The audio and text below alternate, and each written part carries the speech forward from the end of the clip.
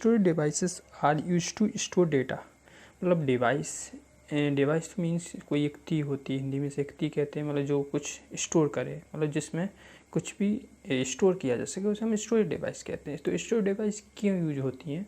तो memory management में हम लोग कंसेप्ट पढ़े थे कि जब कोई प्रोग्राम रन करता है तो उसके लिए मेमोरी की ज़रूरत होती है, वो बिना मेमोरी के प्रोग्राम रन नहीं कर सकता। तो जो इसीलिए जो हमारी ऑपरेटिंग सिस्टम होती है वो इनपुट आउटपुट मैनेजमेंट करता है, जिसमें कुछ बाहरी डिवाइसेस होती हैं जिनको हम अपने सिस्टम से ऐड कर सकते हैं, उनके बीच में डेटा ट्रांसफ़र किया जा सकता है और ऑपरेटिंग सिस्टम उन्हें मैनेज करता है। तो जो स्टोरेज डिवाइसेस होती हैं उनके बहुत सारे पैरामीटर होते हैं, उनके बेस पे उनको डिवाइड किया जाता है। तो फर्स्ट पैरामीटर होता है स्टोरेज कैपेसिटी।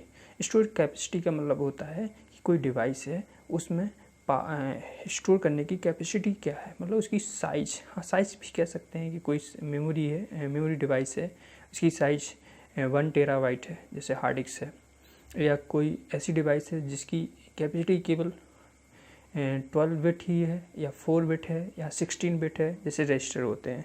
तो कैपेसिटी की बात करते हैं तो सबसे लोएस्ट कैपेसिटी जो डिवाइस होती है वो हमारी रजिस्टर मेमोरी होती है। उसके बाद फिर कैश मेमोरी होती है। कैश मेमोरी की जो कैपेसिटी होती है वो 2 MB से लेके 16 MB या मैक्सिमम 32 MB, इससे ज़्यादा नहीं मिलेगा कोई भी।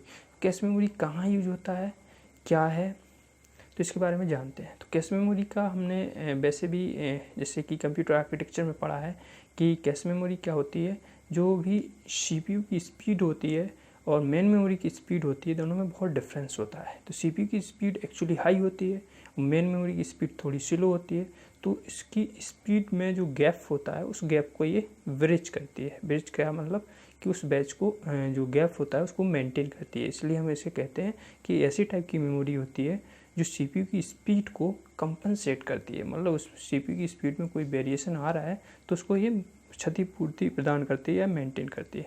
कैश मेमोरी 3 भागों में डिवाइडेड होती है, level 1, level 2 and level 3। Next type की जो स्टोरेज डिवाइस होती है जिसकी कैपेसिटी थोड़ी कैश मेमोरी से ज़्यादा होती है, उसमें आते हैं हमारे रैम और रोम।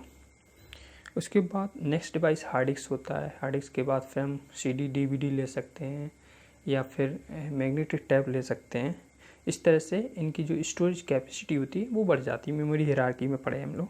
उसके बाद नेक्स्ट प्रॉपर्टी होती है पोर्टेबिलिटी का मतलब होता है कि जो डिवाइस है उसको एक स्थान से दूसरे स्थान ले जाया जा सकता है कि नहीं। मतलब कोई डिवाइस है वो इनबिल्ट है या फिर उसको हम अलग कर सकते हैं सिस्टम से।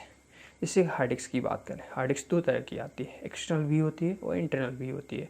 मतलब जैसे पेन ड्राइव है तो पेन ड्राइव किस में आएगा, पोर्टेबल डिवाइस में आएगा, उसको हम एक जगह से दूसरी जगह ले जा सकते हैं।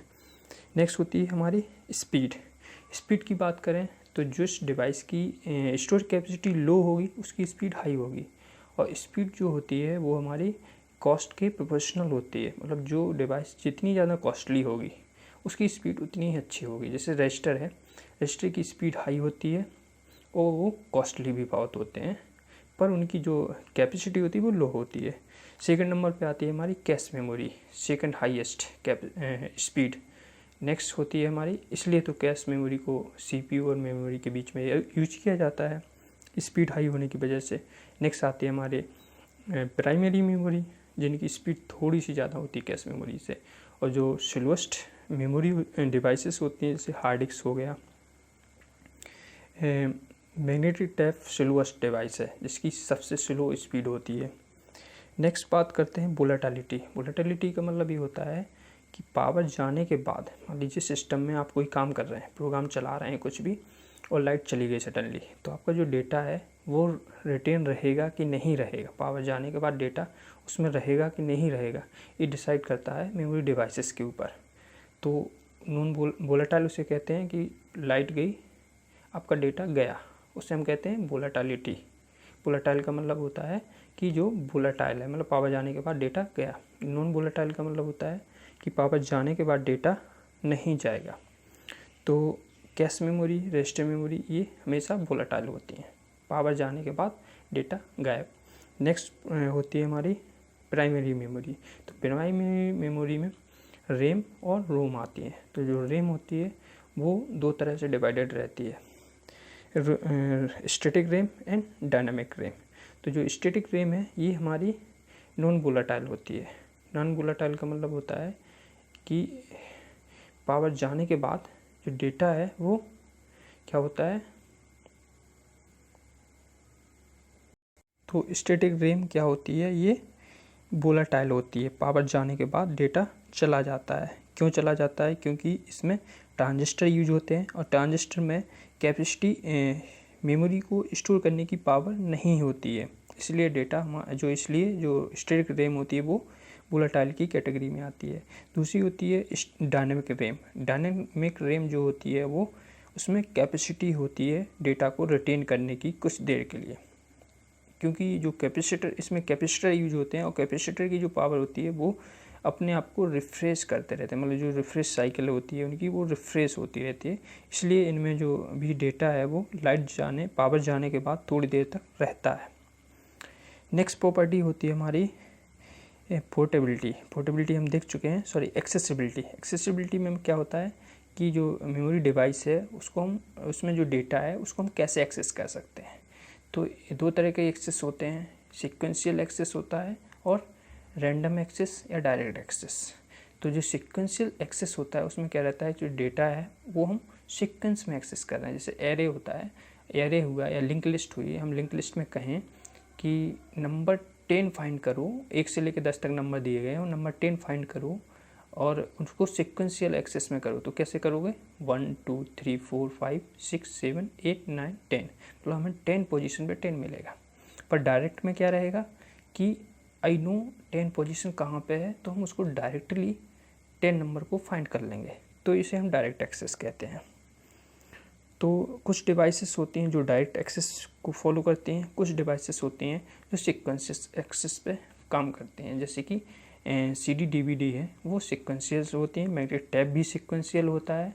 अगर मैग्नेटिक टैप में आप कोई वीडियो प्ले कर रहे हैं और सडनली पावर ऑफ हो गया, अगर उसको आप दोबारा से चलाएंगे तो आपको क्या करना पड़ेगा, फिर से 1 आवर के लिए आपको वेट करना पड़ेगा। मतलब ये आपने 1 घंटे का वीडियो देखा, उसके बाद फिर से उसे दोबारा से चलाएंगे तो फिर से आपको एक घंटे वेट करना पड़ेगा। मतलब वो जो भी मतलब प्लेयर होगा उसको वो वहाँ से उसमें कोई आप कट पेस्ट नहीं कर सकते या उसको आगे मूव नहीं कर सकते, ये प्रॉब्लम होती है।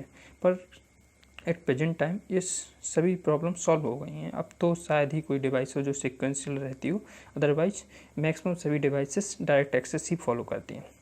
नेक्स्ट प्रॉपर्टी है रिलायबिलिटी ये बताती है कि कोई डिवाइस है वो प्रेजेंट में काम कर रही है तो वो आपको एक ट्रस्ट रहेगा कि हाँ ये काम करेगी, मतलब उसे हम क्वालिटी भी कह सकते हैं कि आपको एक बिलीफ रहेगा कि हाँ ये अभी ख़राब नहीं होगी। जैसे हार्ड डिस्क है, हार्ड डिस्क आप मान लीजिए आप कोई काम कर रहे हो सडनली ख़राब हो जाए, ये इम्पॉसिबल है। मतलब हार्ड डिस्क है या जैसे एक पेन ड्राइव है, आपने कोई बेटर पेन ड्राइव है तो वो नहीं ख़राब होगी। आपको एक रिलायबल मतलब एक विश्वास ट्रस्ट रहेगा कि ये ख़राब नहीं हो सकती प्रेजेंट में। नेक्स्ट प्रॉपर्टी है ड्यूरेबिलिटी बताता है ड्यूरेशन को, कि मतलब कोई भी डिवाइस है कितने ईयर्स या कितने टाइम तक चलेगी, इसे हम ड्यूरेबिलिटी। अब टाइप ऑफ स्टोरेज डिवाइसेस जो CPU के पास में रहती हैं, रजिस्टर्स हो गया, कैश मेमोरी हो गया। उसके बाद प्राइमरी स्टोरेज है, तो कैश भी हमारा प्राइमरी में आता है। उसमें फिर लेवल 1, लेवल 2, लेवल 3 में डिवाइडेड रहता है। फिर रैम होती है, रैम को हम बता दिए कि स्टैटिक और डायनेमिक होता है। रोम होता है, रीड ओनली मेमोरी। नेक्स्ट होती है सेकेंडरी स्टोरेज को जो ऐसी होती हैं जो CPU के पास नहीं होती हैं, इन CPU से ये इनडायरेक्टली कनेक्टेड रहती हैं। जैसे कि हार्ड डिस्क हो गया या मैग्नेटिक डिस्क हो गया या फिर CD DVD भी कह सकते हैं। CD DVD हमारे सेकेंडरी में आएगा, लेकिन इसकी एक और कैटेगरी होती है जिसमें टर्सरी स्टोरेज बोलते हैं। उसमें हमारे मैग्नेट टैप आ गया, CD DVD आ गया, या CD की भी बहुत सारे टाइप होते हैं। जैसे CD रोम होती है, केवल रीड ओनली मेमोरी होती है। CD रीड राइट होती है, जिसमें हम CD में रीड भी कर सकते हैं, राइट भी कर सकते हैं। और DVD भी रहता है, DVD में भी डिजिटल वर्सेटाइल डिस्क बोलते हैं इसको, CD को कॉम्पैक्ट डिस्क कहते हैं। DVD भी हमारी CD की तरह ही, इसके डिफरेंट स्टैंडर्ड होते हैं, उनके बेस पे इसमें डेटा भी स्टोर होता है। CD और DVD जो होती हैं इनमें इनकी मतलब कैपेसिटी भी डिफरेंट स्टैंडर्ड के बेस पर डिवाइडेड रहती है। जैसे नॉर्मल CD है 747 MB की आती है, DVD मैक्सिमम 4 GB या 4.7 GB ऐसे कुछ करके रहता है। लेकिन कुछ ब्लू रे डिस्क होती हैं जो क्या होती है, इनकी जो कैपेसिटी होती है वो 4 लेयर्स की या 3 लेयर्स लेयर बने, जो भी मतलब जो उसका तबा कहते हैं हिंदी में, उसमें क्या रहता है लेयर रहती है, तो लेयर वाइज इसको स्टोर किया जाता है, इसलिए इसकी जो कैपेसिटी है बहुत ज़्यादा होती है। नेक्स्ट आती है हमारी ऑफलाइन स्टोरेज। ऑफलाइन स्टोरेज का मतलब ये होता है, इन्हें वैसे नॉर्मल बेसिक उस पर कहा जाए तो 2 तरह की ही डिवाइसेस होती हैं, primary storage and secondary storage. फिर उनको कह सकते हैं ऑफलाइन, जैसे पेन ड्राइव हो गया, फ्लॉपी डिस्क हो गया, जिप डिस्केट है, या USB फ्लैश ड्राइव है, या मेमोरी कार्ड है, ये सब हमारे ऑफलाइन स्टोरेज में आते हैं। प्लस इसको हम कभी भी डिस्कनेक्ट कर सकते हैं, कभी भी कनेक्ट कर सकते हैं। फ्लॉपी डिस्क समझ लेते हैं। फ्लॉपी डिस्क करीब 1970 के आसपास यूज होती थी, जिसकी कैपेसिटी एक कैश मेमोरी के बराबर होती है, जिसमें मतलब 1.44 MB। अब तो प्रेजेंट टाइम में शायद नेग्लिजिबल है, लेकिन उस समय यूज होती थी। तो हमें इसमें हमारे सिलेबस में सिर्फ क्या रहेगा कि जो भी स्टोरेज डिवाइस है मोस्टली हम फोकस करेंगे हार्ड डिस्क पे। हार्ड डिस्क का कैसे स्ट्रक्चर होता है, ये कैसे काम करती है, क्योंकि हार्ड डिस्क से ही हमारा डेटा मैक्सिमम लिया जाता है जब भी प्रोग्राम रन करता है। तो हार्ड डिस्क कैश मेमोरी के बारे में हमने जान लिया है कि ये हाई स्पीड मेमोरी होती है, जो क्या करती है कि CPU और मेन मेमोरी के बीच में जो एक गैप बनता है स्पीड का, उसको ये ब्रिज करती है, मतलब उसको मेंटेन करती है। इसका यही काम होता है। सेकेंडरी स्टोरेज जो होती हैं, हम जान लिए हैं कि सेकेंडरी स्टोरेज CPU के पास नहीं होती है, CPU से इनडायरेक्टली कनेक्टेड होते हैं। तो हार्ड डिस्क का समझ लेते हैं। हार्ड डिस्क का स्ट्रक्चर समझेंगे, उसके बाद हम मैग्नेटिक डिस्क या कोई सी भी डिस्क हो, या इवन दो CD DVD हो, उनका भी स्ट्रक्चर सेम ही होता है। बस CD DVD में क्या होता है कि एक ही प्लेटर होता है, इसको हम प्लेट बोलते हैं, जो तवा कहते हैं ना उसको हम प्लेट कहते हैं। लेकिन जो हार्ड डिस्क होती है उसमें क्या रहते हैं, जो तवा हैं या प्लेटर हैं वो एक के ऊपर एक रखे होते हैं, और उनका एक लिस्ट होता है। जैसे वो चक्की आटा चक्की होती है, उसमें रहता है कि एक के ऊपर एक प्लेट रखी होती है, इसी तरह से इसमें भी रहता है। और इसमें जो लकड़ी रहती है उससे हम व्हील होता है, उसे हम स्पिंडल कहते हैं।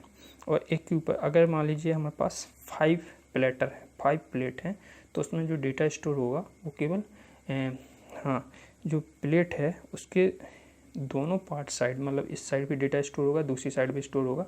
तो जो एक साइड को हम कहेंगे सरफेस, मतलब एक प्लेटर में कितने सरफेस होंगे, 2 सरफेस होंगे। मतलब देख सकते हैं कि जैसे इसको रोटी से कंपेयर कर सकते हैं, तो रोटी के 2 साइड होते हैं ना, इस साइड फ्रंट साइड और बैक साइड। तो इसमें क्या रहेंगे, एक प्लेट में 2 सरफेस रहेंगे। अगर इसी तरह से 5 प्लेट हैं तो कितने सरफेस रहेंगे, 10 सरफेस रहेंगे। लेकिन जो डेटा स्टोर होगा वो केवल 8 सरफेस में स्टोर होगा। क्यों 8 सरफेस में स्टोर होगा कि जो सबसे टॉप वाला सरफेस और सबसे नीचे वाला बॉटम वाला सरफेस, उसमें कोई डेटा स्टोर नहीं होता है। इसलिए क्या रहता है कि केवल 8 सरफेस में डेटा स्टोर होता है। हाँ, अब प्लेटर के बारे में जानते हैं। जो इसका सरफेस होता है वो डिवाइडेड रहता है हमारे ट्रैक में। जैसे एथलीट खेल का मैदान होता है, उसमें क्या रहते हैं, ट्रैक बने रहते हैं दौड़ने के लिए, तो वही ट्रैक इसमें भी रहते हैं। ट्रैक जो डिवाइडेड रहते हैं वो सेक्टर में डिवाइडेड रहते हैं, छोटे छोटे पार्ट रहते हैं।